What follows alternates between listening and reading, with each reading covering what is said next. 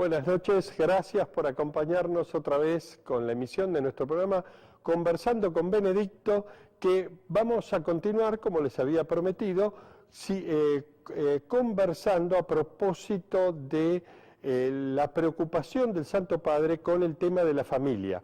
Tanto es así que la semana que acaba de concluir, otra vez volvió a referirse el Papa a la importancia de preservar y promover la familia en el mundo, y particularmente lo dijo para los países latinoamericanos y se los dijo a los obispos de Latinoamérica. Veamos entonces estas imágenes donde el Papa se refiere otra vez a este tema. Obispos de América Latina se han reunido en Bogotá, Colombia, para hablar sobre la situación de la familia y la vida. El Papa les envió una carta en la que les pide que impulsen la defensa de la unidad de las familias. En el texto, Benedicto XVI les sugiere que lancen proyectos que involucren a toda la sociedad en defensa de los derechos de la familia y de la vida. También enumera algunos retos que deben afrontar las nuevas familias, como los programas educativos que trivializan la sexualidad, también la inmigración, la pobreza y una cultura en constante cambio. En la carta, Benedicto XVI elogia los esfuerzos para promover la familia como la unión de un hombre y una mujer y define la familia como un semillero de virtudes y el entorno en el que la vida humana es alegre y responsablemente bienvenida. Bien, y según acabamos de escuchar, el Papa otra vez sale a afirmar y por otro lado a insistirle a los obispos que reafirmen el valor de la familia. Y lo dice y señala el hecho elemental, ¿no?, del matrimonio compuesto por un hombre y una mujer, libremente aceptado y públicamente proferido, con lo cual da pie a la sociedad conyugal. Estamos para hablar con este tema nuevamente con el profesor Juan David Vilaró. Muchas gracias por acompañarnos. Muchas gracias por la invitación, doctor Carrasco. Bueno, ¿qué reflexión te da? Sí, saludos, antes que nada, saludos a todos los televidentes y gracias por la invitación que me reitera. Es interesante, el Papa vuelve a insistir sobre el tema de la familia, siguiendo la línea de Juan Pablo II, y son 30 años prácticamente de la familiaridad con nosotros, y el tema no deja de ser un tema de actualidad. Pero yo creo que está enfatizando algo que el compendio había dicho ya al final, el compendio de los doctrinas de la Iglesia, es que es un matrimonio entre hombre y mujer. Y lo que pasa es que hoy en día podemos hablar de familia, pero entonces que nos están dando otro tipo de familia. Bueno, ahí tocaste un punto que genera muchísimos problemas, porque uno ve toda la carga de los medios de comunicación donde te quieren presentar como modelo de matrimonio algo que cuando uno era chica decía, no, esto no puede ser, es una broma. En el matrimonio es un hombre y una mujer, pero ahora pueden ser dos mujeres o dos varones, por ahora, porque después sabemos que después viene todo el tema, atrás de este tema viene el tema de la pedofilia, entonces va a ser un hombre con un niño, por ahora no, y después viene la zoofilia, que va a ser un hombre con un animal, todavía no, pero uno ya lo va viendo. Cuando yo era chico, pensar que dos hombres, dos mujeres, no. Eso no estaba en el panorama. Y entonces el problema es que eso viene también de la mano con que van a querer adoptar, o van a querer de alguna otra manera, cuando entramos en el tema de la bioética, de querer tener hijos en esa familia, yo no le llamaría familia, en esa relación, en esa nueva comunidad, porque para mi entender, y la Iglesia así lo está diciendo, eso no es matrimonio, eso no es familia, eso es otra cosa. Vos sabés que ahora que decís eso, me acuerdo del documento que sacaron hace poco en Francia, que no se caracterizan precisamente por ser cristianos, donde dijeron, si dos personas se quieren asociar, libremente asóciense, pero no pidan que esa asociación se llame familia. Exactamente. Precisamente hace como 4 años atrás, en el 2007, aquí se suscitó aquí en Puerto Rico una discusión en esa línea. Se quería aprobar un nuevo Código Civil y estaba toda la discusión. Todos los temas del Código Civil, excepto el libro de familia, fue el que creó el revuelo. Y el que yo prácticamente, porque quería incluir dentro de ese libro de familia las uniones de hecho. Y entonces darle un reconocimiento jurídico, pero dentro de las uniones de hecho se reconocían las uniones de hecho de personas del mismo sexo. Y entonces el trato que se le daba era como si fuera un matrimonio. De hecho, que si al final se iba a disolver esa unión de hecho, era algo muy similar, muy análogo a un matrimonio. Entonces la discusión, los argumentos nuestros eran, pero lo que están haciendo es trayendo el matrimonio homosexual por la cocina, como decimos aquí, o sea, tras bastidores. Cuando en realidad eso no es matrimonio. Y si quieren darle una categoría de matrimonio, que se lo den bajo otra nomenclatura, en otro sitio, pero no bajo el Código de Familia. Bien. Sí. Y entonces eso sí que causó revuelo y de hecho no se llegó a aprobar. Y hasta el día de hoy no se ha aprobado. Y yo creo que ha sido el punto de discusión que evitó que se aprobara el Código. Pues en otras áreas tenían cosas muy interesantes que no era el libro de familia, pero pues eso lo ha detenido hasta ahora. Yo le digo a la audiencia, este magnífico profesor que nos acompaña es de Puerto Rico. Ellos no saben lo que nosotros vivimos en la Argentina, donde jamás pensamos que iban a ocurrir las cosas que están pasando. Ellos afortunadamente todavía no han llegado y no se ve como que estuviera presente un planteo jurídico por el tema, pero nosotros de pronto apareció con el tema de que no había que discriminar y ahí se coló y se entró y se aprobó y finalmente la Argentina padece esta vergüenza de tener una legislación de este tipo que es una legislación degenerada, o sea, cambia el género para introducir una cosa que no puede ser. Lamentablemente en eso... ¿Cómo en Argentina? ¿Aprobaron entonces el matrimonio? Claro, sí, pero ya se pueden casar y les dan la libreta y van y festejan su nueva boda y ya están con el tema de la autorización, ahora falta la autorización para la adopción. Y así hay. Afortunadamente, como señalé en un programa anterior, se está luchando ahora para que esa ley sea declarada nula. Pero ahí acá aprovecho porque vos sos profesor de doctrina social de la Iglesia. Sí. Porque creo que Santo Tomás lo dice, cuando una ley es injusta, ¿hay derecho a cumplirla o hay obligación de actuar en contra? Bueno, obviamente, desde la perspectiva nuestra, no hay obligación a cumplirla. Sí. Y de ahí es que viene todo el tema de la desobediencia civil. Ajá. Claro está, el problema es un problema de relación entre derecho y moral. Si es injusta la ley, en realidad no tiene razón de ser, es como si no fuera una ley. Sí. Pero claro, hay otras tendencias que dicen que no importa que la ley sea injusta, sigue siendo ley y hay que cumplirla. Pero precisamente ahí es que viene el choque entre el derecho y la moral. Sí. Y ahí, por ejemplo, como en el caso del aborto, ¿verdad? Donde nosotros entendemos que el aborto es algo inmoral, es un asesinato, pero lo permite el ordenamiento jurídico y ahí es donde choca el derecho y la moral. Aprovecho que me decís eso para hacerte preguntas así, porque me dejás como servida la cosa. De pronto entonces mañana en el Congreso dicen, como se aprobó en su momento, los negros no tienen alma, las mujeres no tienen derecho a votar. Y entonces lo aprueba un Congreso y, sí, lo que pasa es que habría que cumplirlo. Sí, lo que pasa es que se van a topar con un problema de efectividad de la ley, o sea que la gran mayoría no lo va a cumplir. Y siempre los políticos van a pensar qué es lo que les conviene. Ellos no van a pensar qué es lo que es bueno o es malo, sino que qué es lo que les conviene, ¿verdad?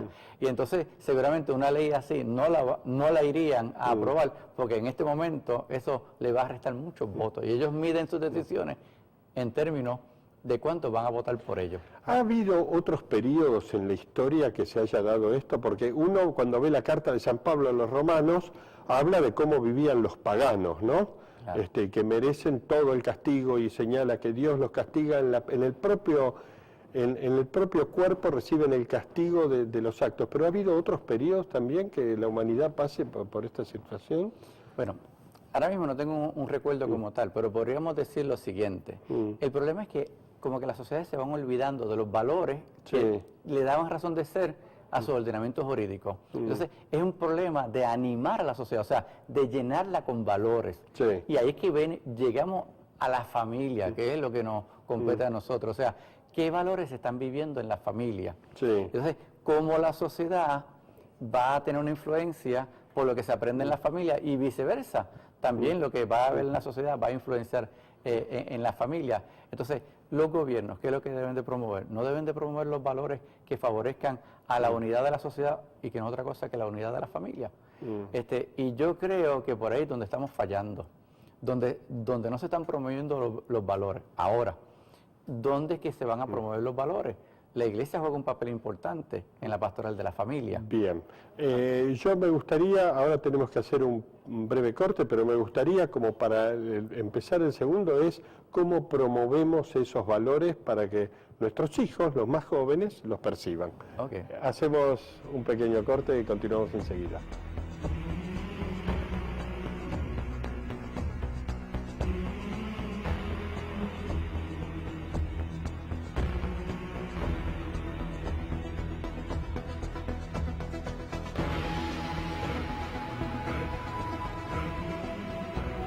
Otra vez con el licenciado Juan David Vilaró, y habíamos dejado este tema pendiente. Veamos la institución matrimonial. ¿Qué podemos hacer los padres para revalorizarla, sobre todo pensando en los más jóvenes? Es la revalorización de la familia. Sí. Y yo creo que, para empezar, los papás juegan un papel importante. Esos son los primeros educadores. Sí. Pero también las instituciones educativas juegan un papel importante. Sí.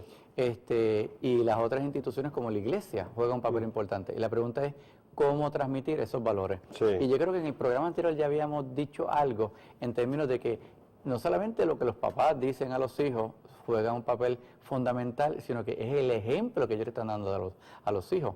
Cuando nosotros vemos que las tasas de violencia dentro de la familia, o sea, el maltrato de menores es tan grande, y que hasta los divorcios, cuando tienen la causal de trato cruel, que lo que nos están hablando es de una violencia doméstica, juega un papel tan importante, ¿verdad? Pues ahí la familia se va a ver afectada. Y muchos divorcios tienen su base en esa desavenencia, en esos desacuerdos entre los padres, que lo que hacen es transmitir unos valores que no son los mejores para los hijos. Ok, pero vamos a la escuela. ¿Qué injerencia puede tener, por ejemplo, la iglesia en las escuelas y en las escuelas que son no confesionales, o sea, las que no son, en este caso, católicas? Ahí yo creo que el gobierno tiene que darle una apertura a que la iglesia pueda tener un acceso a educar a sus miembros en las escuelas. Y yo creo que ahí entran unos problemas de derecho constitucional, obviamente, ¿verdad? Claro. Que yo no sé cómo están en Argentina, acá no lo hemos podido lograr, pero yo creo que esa apertura, ese espacio, se nos debe abrir para aportar al bienestar de la sociedad. Es convencer al gobierno de que nosotros, la iglesia, puede aportar al bienestar, ayudándolo a educar en los valores que van no sé, yo estoy asombrado porque, claro, esta realidad va cambiando en los distintos países. Claro. Yo estoy asombrado de las noticias que hemos recibido la semana pasada, donde hay colegios en los cuales, que ya de a poco en la Argentina está llegando, se imparte la educación sexual. Esa educación sexual empieza enseñándole a los chicos, ya desde chiquitos, que cuando seas grande podés amar a Pedrito o a Juanita. Y entonces ya los empiezan a inducir. Frente a eso, los padres responsables de su misión, sobre todo padres alemanes, dijeron, vos no vas a la escuela en esa situación. Y lo que hacen es, los ponen presos a los padres por haber querido proteger la vida de sus hijos. Sí, y la Carta de Derechos de la Familia de Juan Pablo II nos decía que los papás tienen el derecho a decir cuál es la educación que van a recibir los hijos. Yo creo que eso va en contra de un derecho que es un derecho natural de los padres. Bueno, ¿cómo ejercemos los padres, por ejemplo, ese derecho frente a los medios de comunicación que te bombardean permanentemente? Porque el mensaje llega, para uno que está en los medios, llega por una noticia policial y viene el tema, una noticia de actores o actrices y viene el tema, una telenovela, viene el tema, y ya te lo van presentando como una cosa que hay que aceptar, porque el pobre muchacho, la pobre chica, no fueron felices, desde chicos se dieron cuenta, y ahora hay que aceptarlo como una cosa más. ¿Cómo podemos ejercer ese derecho? Uno dice, bueno, hagamos programas como este. Les puedo asegurar que es una tarea muy costosa, porque no solo en términos de esfuerzo, sino que para que tenga repercusión, Sí. Es Y fíjese, trabajoso. los medios yo creo que llegan muchísimo, o sea, Sí. lo que es la televisión y lo que es la radio. Y la radio más que a veces la televisión, porque como dicen por ahí, los automóviles, los coches, como le llaman en Sí. Argentina, todos tienen una radio. Sí. Mientras uno está en el tapón, en el atasco, como dicen, Sí. esperando el cambio de luz, pues escucha la radio. Sí. Yo creo que deben haber más matrimonios cristianos, más familias, que se envuelvan en los medios de comunicación y que lleven el mensaje. Y también las instituciones, o sea, los laicos que estén incorporados en diferentes instituciones sociales, como puede ser una institución educativa como esta, ¿verdad? Las universidades. Incluso hasta metido en los partidos políticos, los laicos, la ideología que Uy, qué tema tienen que meterse, complicado tienen- que tocas es un acá, tema bien complicado. porque en la Argentina es como meterte, no te digo en un prostíbulo, pero Una cueva de lobos. pero una cueva, así, sí, mucha Sí. gente le tiene temor porque los partidos políticos tienen muy mala imagen. Sí. Y vos acá estás recomendando eso y me gustaría una opinión sobre Bueno, eso, porque desconozco- da miedo que uno se mete con gente sucia que te engaña, Pero entonces, fíjese, nosotros tenemos unos países donde sean católicos o protestantes, pero como el 90% son cristianos. Sí, Bueno, eso están representados también en los políticos. Sí. Y entonces, esa es la voz. O sea, el laico tiene que tomar una posición y decirlo. ah, Entonces, si no hablamos, le estamos dejando de que otros hablen por nosotros. sí, Y muchas veces no representan la voz de la mayoría. Entonces, el espíritu democrático, ¿a dónde se va? Donde no son la mayoría. Yo creo que los católicos y los cristianos en general deben participar también del mundo de la política. Ahora, volvamos al tema, deben también organizarse, sí. ya sea a través de una institución y llevar la voz, pero es el laico el que tiene que llevar la voz, porque la iglesia habla, la iglesia es jerárquica, cuando el obispo, cuando un sacerdote habla, y yo creo que tiene mucha aceptación y llegada, pero cuando lo dice un padre, una madre de familia, y los dos juntos, eso tiene mucha más llegada también Ajá. a las personas que lo están escuchando, sobre todo los jóvenes, y cuando son ejemplos para otros jóvenes. De hecho, en el simposio hemos mencionado que Juan Pablo II, ¿verdad? Sí. Había canonizado un matrimonio, y eso hay que darle más publicidad, hay que darlo más a conocer. O sea, el estado matrimonial es un estado que nos puede llevar a asemejarnos a Dios, o sea, a la santidad. Y yo creo que eso hay que promocionarlo y decirlo y proclamarlo, ¿verdad? Y apenas se conoce. Y yo creo que ahora este año Por eso que hoy nos viene- acompaña en el programa esta imagen de la Sagrada Familia, ¿verdad? Justamente para que se vean los dos santos más grandes de la historia, acompañada por Dios mismo presente. Exactamente. Pues, y yo creo que entonces en la familia es que donde nosotros debemos enfocar nuestro esfuerzo. Por eso es que no solamente la Iglesia le está dando tanta importancia al tema de la familia y el Papa sigue insistiendo, yo creo que los países también deben tener unas políticas familiares, políticas para proteger la institución de la familia en diferentes ámbitos. ¿Qué puntos son específicos de una política de familia? Mire, podemos hacer muchas cosas. Había uno... Decir muchas cosas, pero en 2 muchas minutos. cosas, pero ok. Porque- Una de las cosas que a mí me preocupa mucho es el tiempo libre. Sí. Y el tiempo libre específicamente las vacaciones, Ah, donde debe haber unas directrices desde el punto de vista legal, donde se le dé prioridad a que la familia pueda compartir ese tiempo libre. esas muy buena vacaciones, idea. Punto. Muy buena Y no las idea. hay, Y no las no la hay. habíamos conversado. No la habíamos previamente. conversado. La Exactamente. vacación debe ser en familia y hasta debería haber facilidades para que las familias puedan salir juntas. De hecho, eso no excluye que desde ya las empresas que quieren tomar esas medidas tengan hacia adentro, o sea, intraempresarial, unas políticas familiares. Sí. O sea, y sean ejemplos para lo que el gobierno pueda hacer. Ah, ese es otro punto, porque acá el profesor va rapidísimo. Sí. Lo que es importantísimo es que si papá y mamá trabajen en el mismo horario, que no sea que cuando él llega a la casa la mamá no está por toda la noche o viceversa, y que él sale de vacaciones en enero y ella sale en julio, sino que tiene Nunca van a compartir. que integrar la vida. Tercera cosa, otra Este, cosa más. Otra cosa que podemos mencionar es la política también tributaria. O sea, A ver. es el sistema A fiscal. ver. A veces se habla mucho de que Sí. quieran que promueven el matrimonio, pero entonces cuando van a llenar lo que le llaman aquí las planillas, a pagar Sí. las contribuciones, el hecho de que estén casados les resulta peor.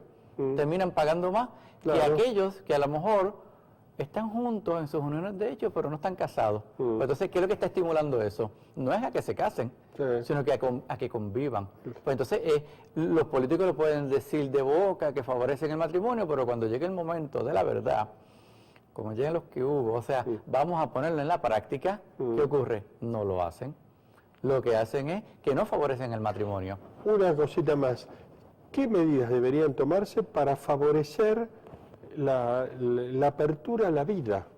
O sea, que la vida siga su curso y no haya todas estas noticias que aparecen periódicamente, la cantidad de asesinatos, de aborto que acontecen en el mundo, ¿no? Estoy hablando. Es que la política, el evangelio de la vida, como hablaba Juan Pablo II, ¿verdad? Sí. Que lo ha continuado Benedicto XVI, de que el matrimonio esté abierto a la vida, favorecer de que haya más hijos. Y con los hijos traemos las soluciones al mundo, porque antes decía Malthus, usted que es economista, ya pronto va a haber unas grandes hambrunas porque la población va a exceder tanto y llevamos ya 7.000 millones. Hay comida para todo el mundo. Hay suficiente. Está mal repartida. Está mal repartida, como decíamos. Hay suficientes medios, suficientes recursos para satisfacer las necesidades de todo el mundo, de todos los habitantes del mundo. Lo que no hay es suficientes recursos para satisfacer la avaricia, ¿verdad? Claro. De unos pocos o de muchos, ¿verdad? Muchísimas gracias, profesor Juan David Vilaró, de la Pontificia Universidad Católica de Puerto Rico, y vamos a volver a continuar porque el tema de la familia es inagotable. Inagotable, sí. Y ahora, ya en esta parte final de nuestro programa, quería pasarles esta noticia que me llamó la atención y que trae, porque desde nuestro programa estamos suscriptos con la Agencia de Noticias Vaticana, y entonces nos enteramos de que el Papa les deja un mensaje a los sacerdotes y le habla de la importancia de un sacramento que estaba pareciera como que estuviera un poco olvidado o un poco en desuso, que es el sacramento de la confesión. Escuchen ustedes este mensaje del Papa y los ejemplos que pone de los grandes santos que hubo en la historia de la Iglesia, que han vivido y promovido con su ejemplo y con su práctica precisamente al sacramento de la confesión y las bondades que eso tiene para todas las personas. Con esto, entonces, con estas palabras del Santo Padre, yo me despido hasta nuestra próxima emisión. Adiós. El Papa pidió a los sacerdotes que sean generosos con su tiempo y que lo dediquen a confesar, algo que es una manifestación de la misericordia de Dios. Les puso el ejemplo de santos como el Padre Pío, San Juan Bosco o San José María Escrivá. La fedele e generosa disponibilità dei sacerdoti all'ascolto delle confessioni sono l'esempio dei grandi santi della storia, da San Giovanni Maria Vianney a San Giovanni Bosco, da San José María Escrivá a San Pio da Pietrelcina, da San Giuseppe Cafasso a San Leopoldo Mandic. Indica a tutti noi come il confessionale possa essere un reale luogo di santificazione. Fue durante el encuentro con los participantes en el curso sobre el foro interno organizado por la Penitenciaría Apostólica. El Papa les dijo que cada confesión es una lección de humildad y de fe para el sacerdote y le recordó que no son ellos quienes perdonan, sino que es Dios. Benedicto XVI destacó la importancia de que quien va a confesarse cuente sus pecados al sacerdote, porque muchas veces es la única ocasión para hablar en profundidad de temas de conciencia. Dijo que los consejos que da el sacerdote durante la confesión sirven para mejorar la capacidad de juicio de los propios actos y la curación interior.